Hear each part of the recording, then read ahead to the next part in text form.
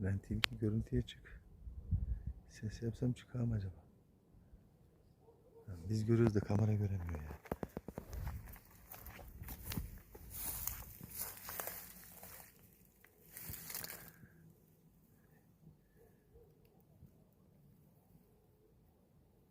Hah, geldi.